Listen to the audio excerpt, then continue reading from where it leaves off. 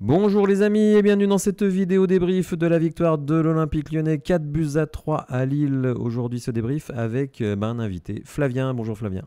Salut Teddy, bonjour à tous.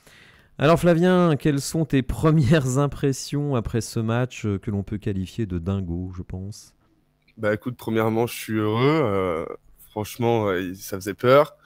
Ouais. Et puis contrairement au match à domicile où quand on se prenait les buts, j'étais confiant. Là, je t'avoue qu'à 2-0, je l'étais un peu moins que contre Brest. Ouais, c'est vrai que moi je suis dans un état encore plus excité, encore plus stupéfait après le match.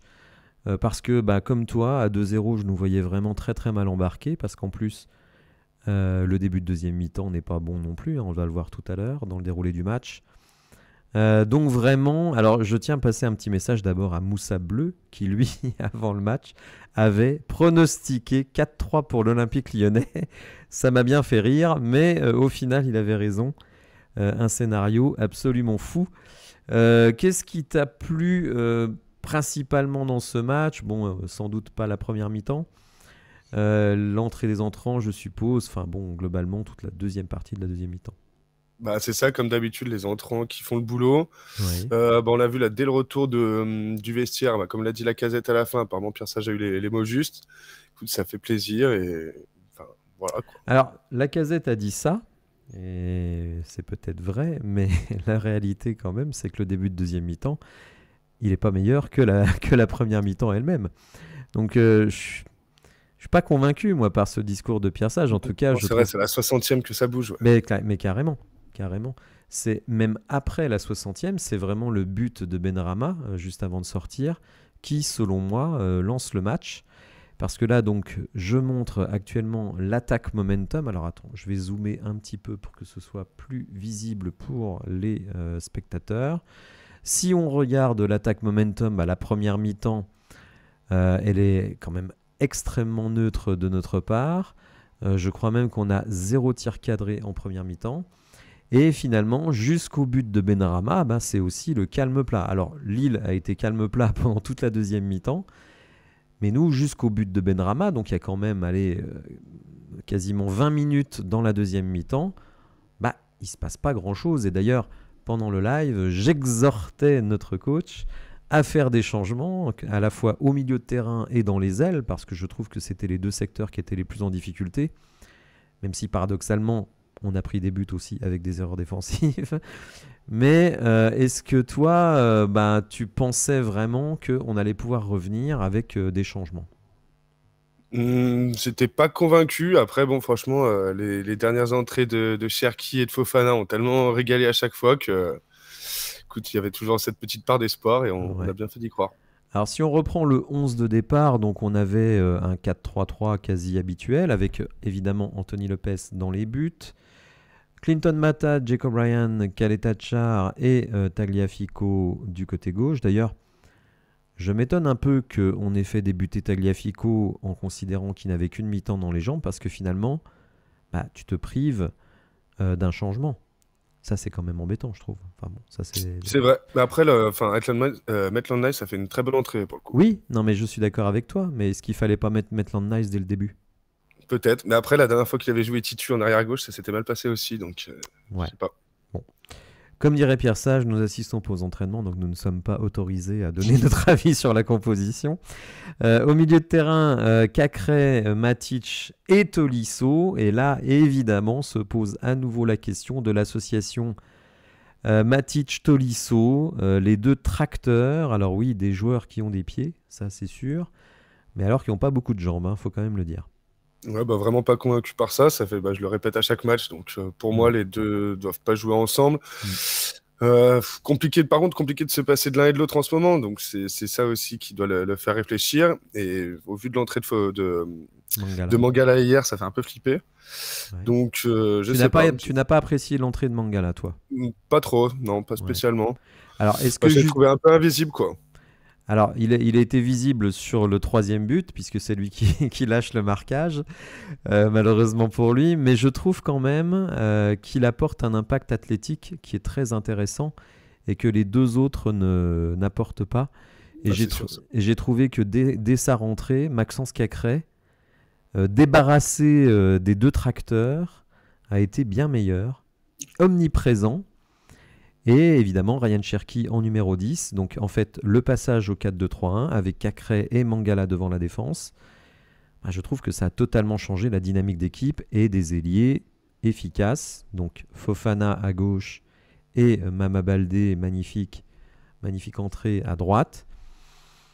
Je trouvais quand même que ça a changé la dynamique quand on a changé Matic, Tolisso, Nuama, Benrahma. Benrahma qui marque le premier but, c'est quand même peut-être le but qui relance un petit peu l'OL, mais qui a été très très maladroit dans les derniers gestes. Ouais, c'est vrai que pas fait un super match, même sur ses coups de pied arrêtés où on attend beaucoup de lui. Franchement, ouais. c'est poussif. Et ouais, j'attends encore plus de lui, moi. Je trouve que ça devient un problème récurrent, les coups de pied arrêtés, parce qu'on a un assistant coach, Della Santa, qui est soi-disant un spécialiste. Et je trouve que nos coups de pied arrêtés offensifs sont inoffensifs. Et nos coups de pied arrêtés défensifs, là, le marquage est extrêmement large. Là, je trouve quand même c'est un problème, ça, quand même. Ouais. Ah oui, on prend quand même 2 buts par un défenseur central sur des coups de pied arrêtés. Et nous, on n'est pas fichus d'en mettre un, quoi. Donc là, d'une certaine manière, je vais pas du tout être négatif dans ce débrief parce que je suis tellement enchanté par ce que j'ai vu, par les résultats récents de l'équipe. Très sincèrement, tu m'aurais dit, avant les 4 calls de première catégorie, qu'on prendrait 12 points. J'aurais jamais cru. Oui, là, franchement, faut se satisfaire. Au bout d'un moment, Ah oui, non, mais là, c'est la folie. Au vu de la début de saison qu'on fait, et puis là, de tous ces retournements de situation, même s'il y a des errements défensifs qui sont quand même... c'est quand même compliqué de prendre minimum 2 buts à chaque match. Oui. Même si on arrive à en mettre à chaque fois en plus, franchement, il faut se satisfaire quand même de cette saison-là.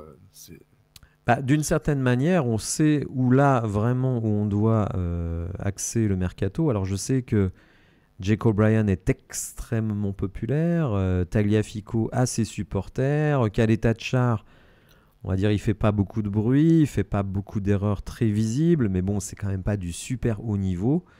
Donc moi, personnellement, je pense qu'il faut tout changer en défense. Je garde Mata pour sa combativité, même si lui aussi fait des erreurs de placement.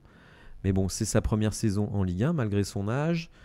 Et je pense qu'il découvre un petit peu ce niveau-là, même si il y a un bon niveau dans le championnat belge, mais c'est quand même pas la Ligue 1. Non, c'est sûr. Après, Mata, oui, je le garde aussi.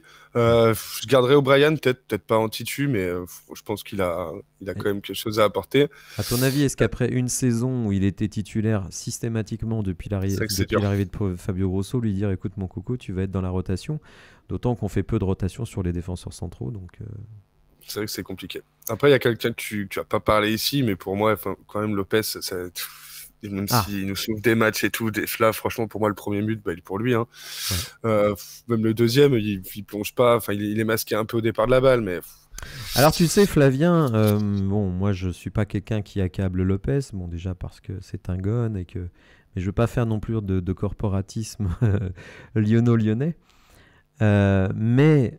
On l'accable dans les moments difficiles de l'équipe, mais je rappelle quand même qu'il est gardien de but dans notre belle série depuis les matchs retour.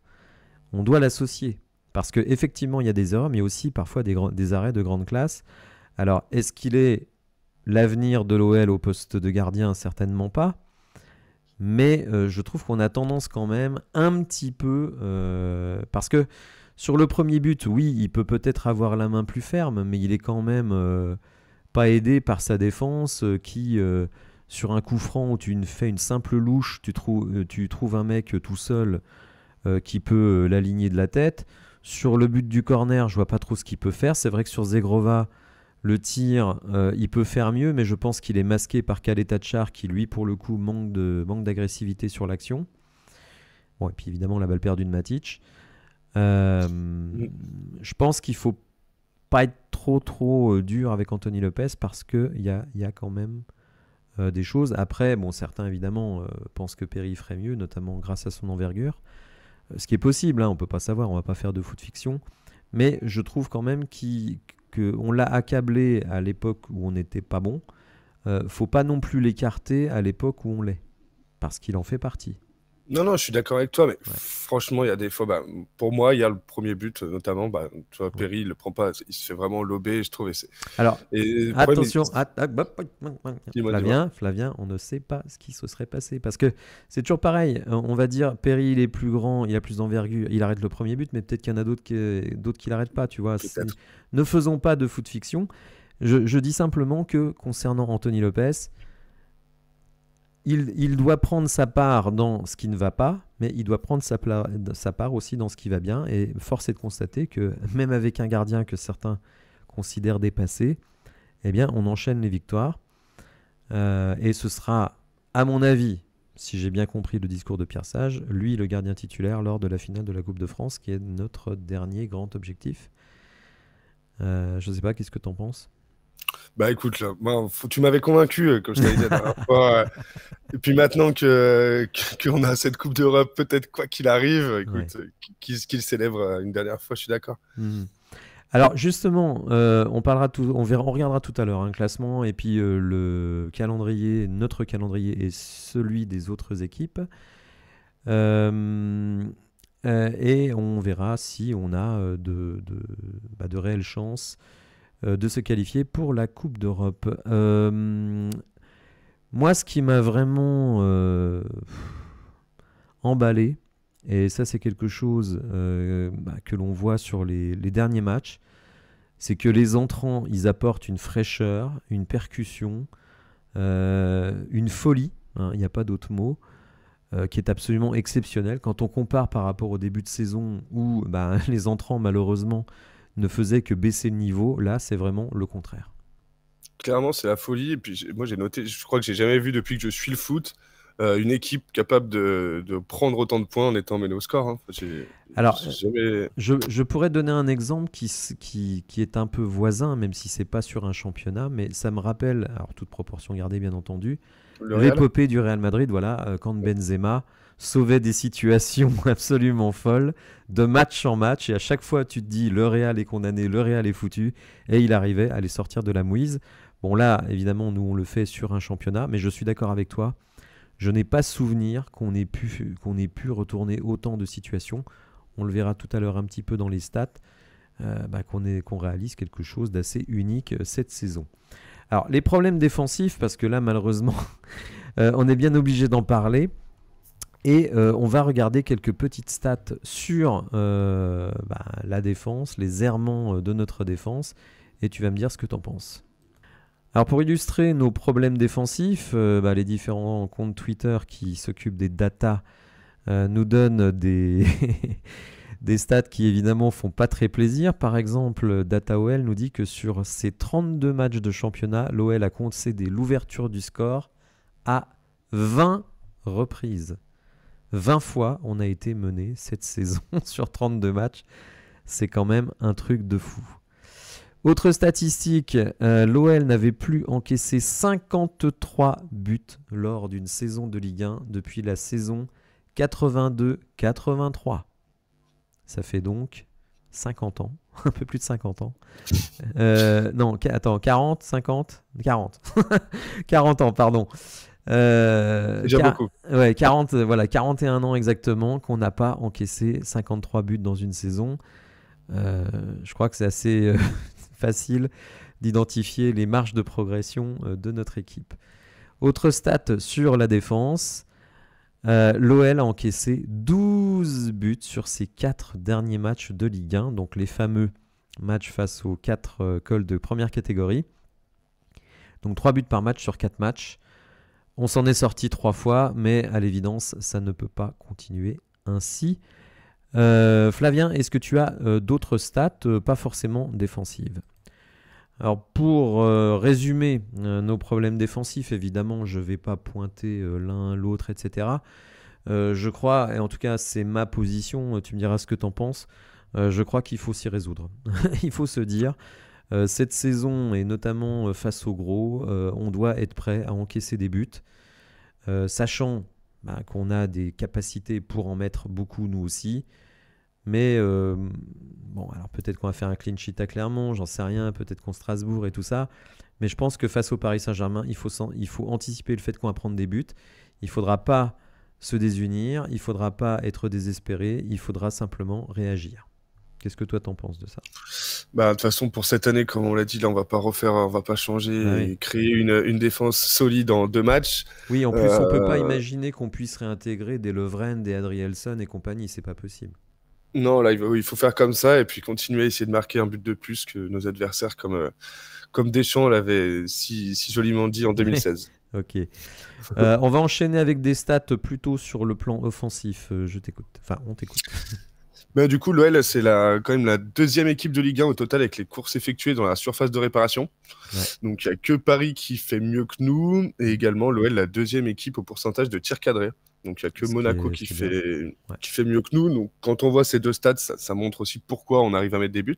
Ouais. Mais du coup, le problème, c'est que l'OL a inscrit 16 buts après la 75e minute de jeu. Donc, ça serait bien que ça soit un peu plus réparti tout au long du match. Alors, justement, on va enchaîner sur un petit débat qui s'est installé. Moi, j'expliquerai ma position, mais je pense que ceux qui suivent la chaîne la connaissent. Est-ce que toi, tu penses que ce mauvais début de match, et ces mauvais débuts de match, parce qu'on l'a dit 20 fois depuis le début de la saison sur 32 matchs, on concède l'ouverture du score.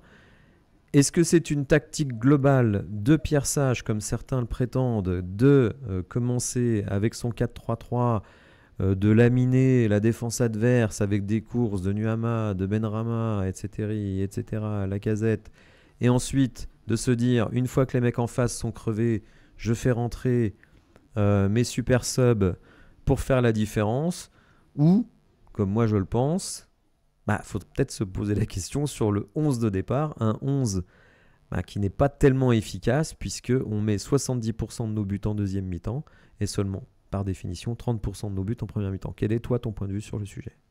Même si je pense que Pierre Sage est un bon entraîneur, je pense pas quand même qu'il risquerait des tactiques aussi farfelues que ça et vouloir perdre en début pour se Mais tu sais que se rattraper vers la fin. C'est des discours qu'on entend chez les supporters lyonnais, que tout ça est planifié.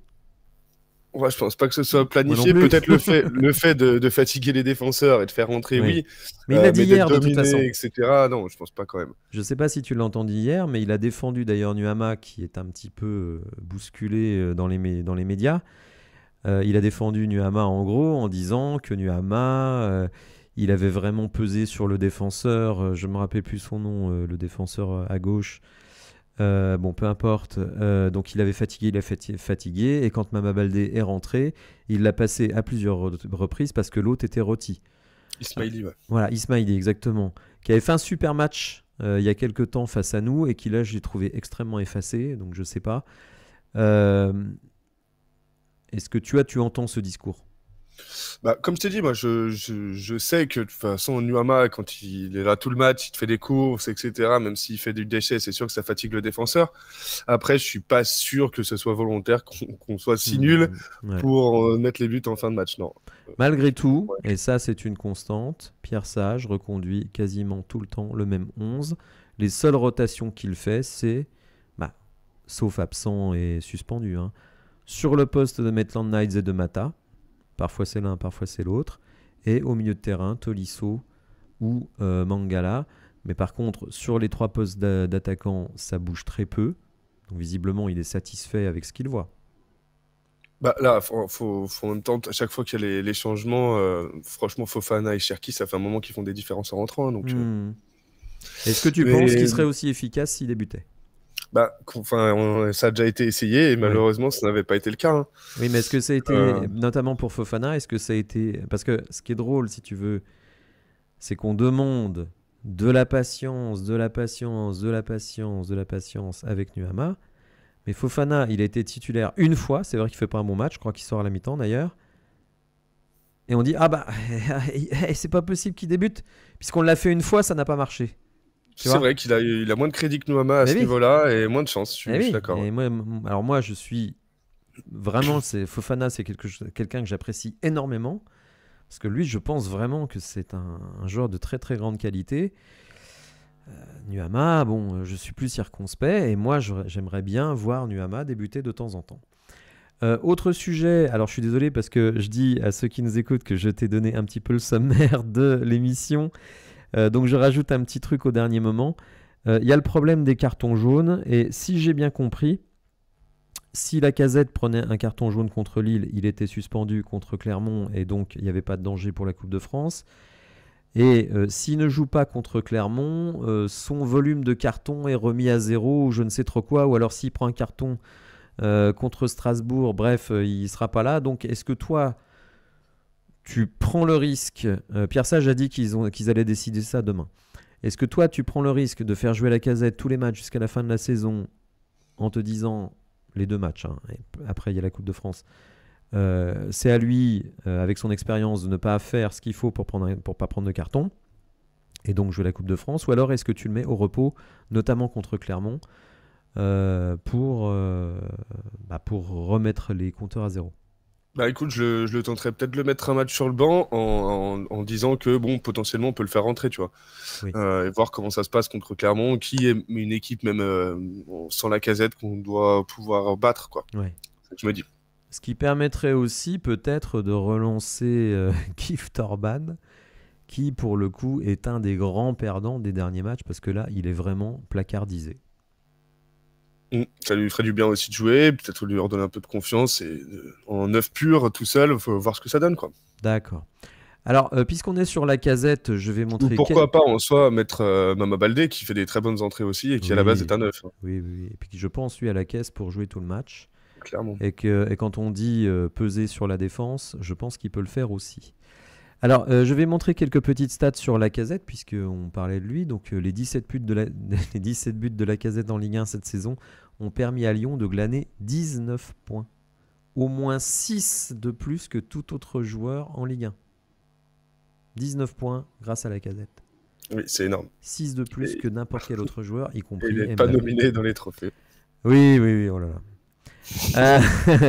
Lacazette est impliqué dans 21 buts lors de ses 20 dernières titularisations avec l'OL en compétition officielle. 17 buts, 4 passes décisives. Ça va, c'est pas mal. C'est plutôt clean, oui. Et puisqu'on parlait de Mama Baldé, figure-toi que Mama Baldé a 5 buts ou passes décisives sur ses 7 dernières apparitions en Ligue 1 avec un tout petit temps de jeu. Moi, très sincèrement, si on me dit, allez, Fofana, il n'a pas le physique pour tenir tout un match, etc., etc. Mais moi, ce que je vois de Mama Baldé en ce moment, je me dis, Mama Baldé, il est plus intéressant que Nuama. Clairement, ouais. Bah, du côté droit, parce que là, pour le coup, Mama Baldé, il n'est pas faux pied. Il est sur son pied droit du côté droit. Là, ça te fait plaisir, là. Ça me fait très plaisir parce que le centre qu'il fait pour Fofana, tu sais, quand Fofana est au deuxième poteau qui met le but, Nuama est absolument incapable de faire ça. Et je ne vois qu'un droitier qui peut faire ça à cette vitesse-là, avec la puissance qu'il a mis avant. Donc, écoute, je pense qu'en début de saison, j'aurais jamais dit que je verrais Mama Baldé titulaire devant d'autres joueurs. Mais là, force est de constater que Mama Baldé, sur ses entrées, il est impressionnant, et notamment hier. Clairement. Il fait plaisir, puis que ce soit de la tête dans la surface ou pour déborder sur le côté. Oui, en plus, je pense qu'il a sans doute un jeu de tête supérieur à beaucoup de nos attaquants qui ont des problèmes. On a un problème de taille sur nos offensifs, puisque personne ne dépasse les 1m75. Peut-être justement Mama Baldé, lui, il était à 78 ou 1m80, mais les autres sont quand même très petits et finalement, on est très très peu dangereux avec le jeu de tête en attaque. Ça, c'est quand même un souci auquel il faudra penser pour la saison prochaine. C'est vrai. J'en reviens à ce que j'avais dit en début de saison. Alors qu'il lui restait qu'une saison, là il sera libre cet été. Steve Mounier en rotation, ou pour jouer avec Lacazette, tourner autour. Enfin bon, bref, Steve Mounier, je pense que c'est quelqu'un qui nous apporterait, qui nous aurait apporté, maintenant c'est un peu tard, mais qui nous aurait apporté une solution vraiment intéressante sur le poste 9. Bon, on verra bien cet été ce qui va se passer. Alors Pierre, puisqu'on est dans les stats, on va parler un peu des stats d'entraîneur, puisque notre ami Pierre Sage, non nommé au trophée UNFP, figurez-vous, est le deuxième meilleur au nombre de points par match parmi les coachs ayant coaché au moins 10 matchs, puisqu'il est à 2 points par match. Luis Enrique 2,32, donc qui est premier. Adi Hutter 1,91, Julien Stéphan 1,83, Eric Roy notre grand ami de Brest, 1,78 et Paulo Fonseca, 1,72. Donc un Pierre Sage qui, mine de rien, s'installe parmi l'élite des coachs en France. Est-ce que de plus en plus, tu es convaincu qu'il faut prolonger Pierre Sage? Ça fait déjà un moment que je suis convaincu. Et puis, là même, franchement, je trouve que ça serait vraiment déplacé de ne pas le garder, quoi. Oui, ça serait du jamais vu, quoi. En même admettant que l'on fasse 8e et qu'on ne gagne pas la Coupe de France, est-ce que ça ferait varier ton opinion? Ça serait dur que ce scénario. Mais il est possible. Ouais, il est totalement possible. Peut-être que ça me ferait changer un peu d'avis, mais en même temps, ça devrait pas, en fait. Ouais.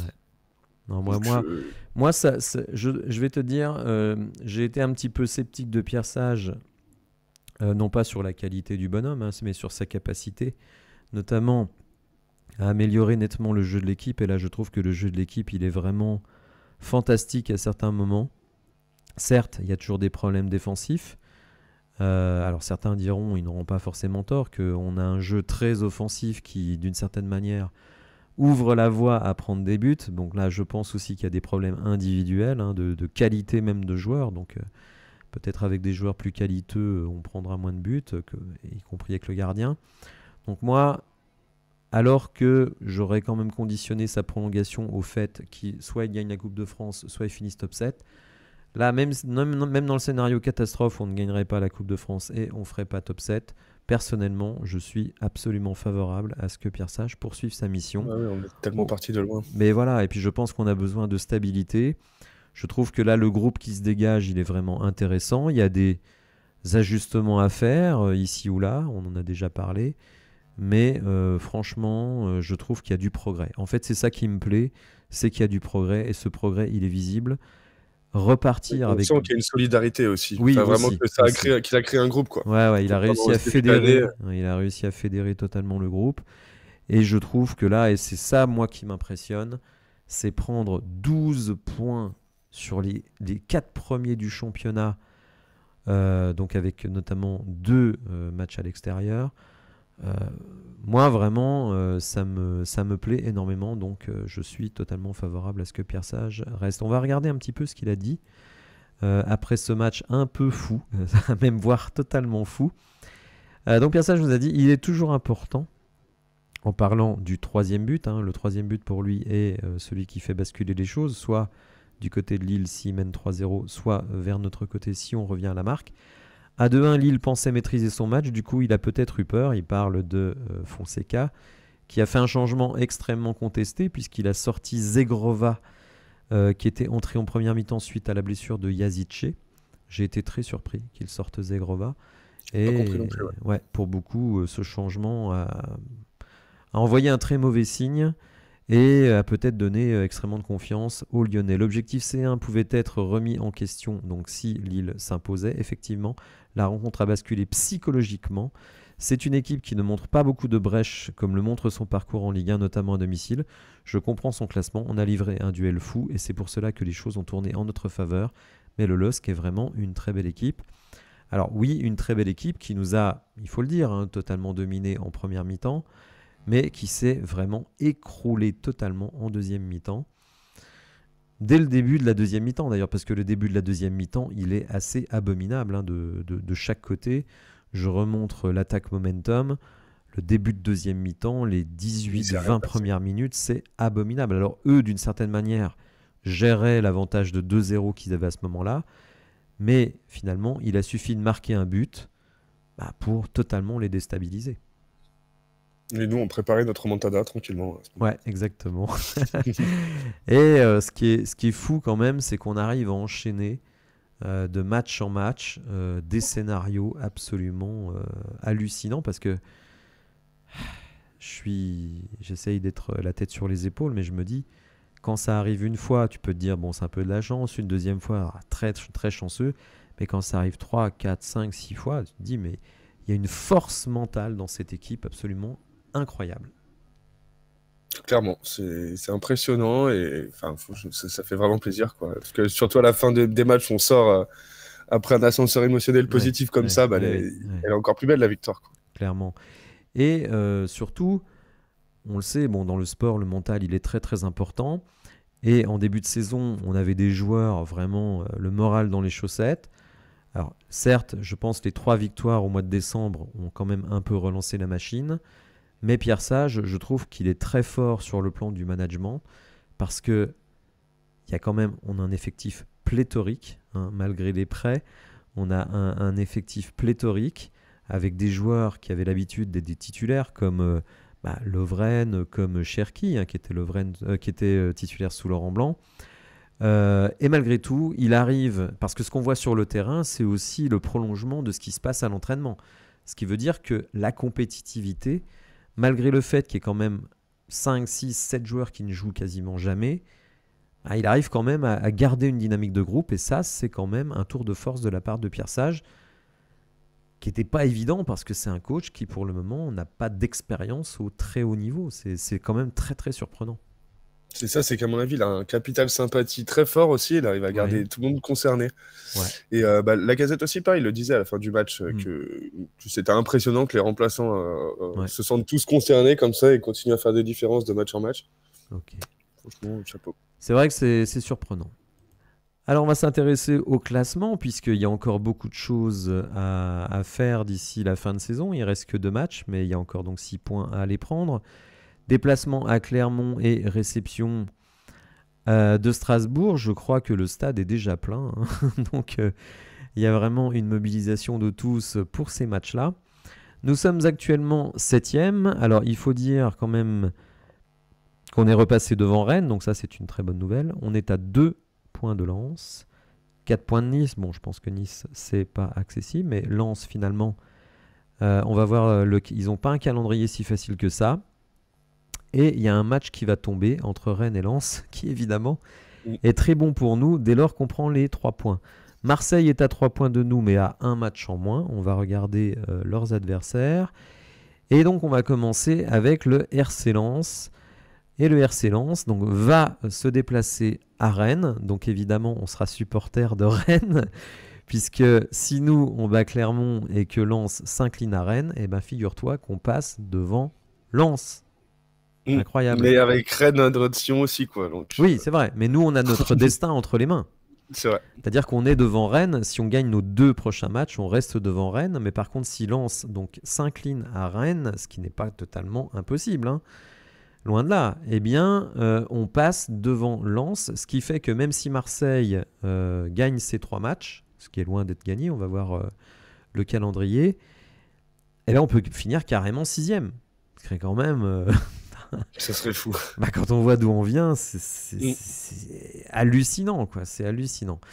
Donc, Lens va se déplacer à Rennes et recevra Montpellier. Bon, Montpellier qui, a priori, n'aura plus rien à jouer. Ce qui ne veut pas forcément dire qu'ils vont s'incliner. Rappelle-toi Nice, qui était venu nous battre lors d'une dernière journée de championnat, alors qu'ils n'avaient plus rien à jouer et que nous, on jouait l'Europe.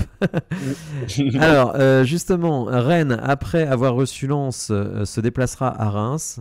Tu vas voir que Reims détient beaucoup de clés. Ils viennent de virer leur entraîneur, Will Steele, qui, à mon avis, souffre de melonite aiguë et qui l'a payé cher. Donc, Rennes reçoit Lens et se déplace à Reims. Et l'Olympique de Marseille, donc qui va devoir jouer son match retour en Ligue Europa à l'Atalanta. Marseille recevra Lorient, donc là, bon, normalement, pas de problème. Lorient, une machine à encaisser les buts. Ensuite, Marseille se déplacera à Reims. C'est pour ça que je disais que Reims, à peu près, a quand même les clés de cette fin de saison. Et ensuite, se déplacera au Havre. Alors, le Havre qui lutte pour le maintien à domicile. Est-ce qu'ils peuvent embêter Marseille? J'en suis pas sûr. Il faut voir aussi ce qui se passe avec l'Europa League, quelles conséquences sur le plan physique, sur le plan moral, etc. Bon. Donc on a notre chance. Non, clairement, là, faut y croire de toute façon. Tu sais, Pierre Sage, en conférence de presse, avait dit que selon lui, il nous faudrait 2 victoires pour être 7e. Je ne suis pas d'accord avec lui. C'est pour ça d'ailleurs que dans le chat, hier, pendant le live, il y en avait certains qui me disaient « un match nul, ce serait pas si mal ». Je dis non. Si on veut être 7e, et c'est l'objectif qui a été fixé par Pierre Sage lui-même, il faut gagner à Lille. notre pseudo bête noire, une bête noire contre laquelle on a perdu une seule fois dans les 6 derniers matchs sous Fabio Grosso, donc drôle de bête noire. Qui devient de moins en moins noir, quoi. Bah oui, non mais bon. Ça m'a un peu agacé cette histoire de bête noire hier, enfin bon bref. Donc pour moi, il faut gagner les 3 matchs. Donc là, on a fait le premier qui était de loin le plus dur. Déplacement à Clermont qui, je crois, est condamné. Je vais regarder le classement. J'étais en train de regarder, mais... Ouais, ils ont 4 points de retard sur la 16e place. Donc il faudrait vraiment un miracle. Ça commence à être chaud, ouais. Ouais, tout à fait. Et réception de Strasbourg, bon, on va dire, qui est sauvé Strasbourg. Ils ont 7 points d'avance sur le relégable. Donc Strasbourg qui sera sans doute un peu démobilisé. Et avec un Patrick Vieira qui a l'air d'en avoir ras-le-bol de la multipropriété, puisque Strasbourg est aussi dans un schéma de multipropriété. Bon, en tout cas, ça nous donne encore de très très belles perspectives, des matchs très intéressants finalement. Il faudra jouer les matchs à fond jusqu'à la fin. Clairement. C'est pas maintenant qu'il faut se relâcher après la deuxième partie de saison qu'on vient de faire. Ah oui, là je t'avoue que si on n'enchaîne pas victoire à Clermont et victoire contre Strasbourg après tout ce qu'on a fait maintenant, franchement je serais vraiment...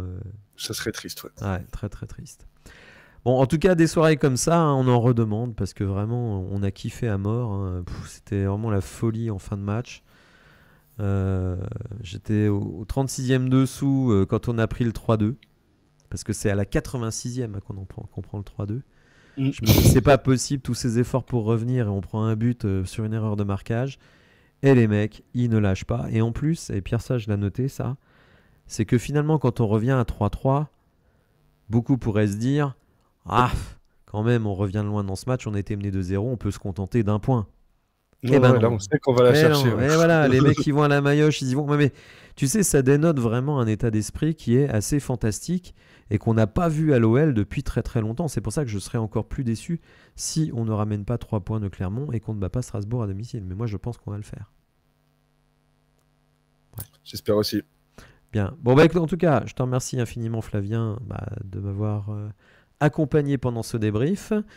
Si vous avez apprécié la vidéo, les amis, n'hésitez pas à la liker, à vous abonner à la chaîne, en route vers les 3000 abonnés. Vivement le mercato, puisque c'est là où je recrute le plus d'abonnés. Et je vous dis à bientôt pour de nouvelles infos. Merci, au revoir. Salut.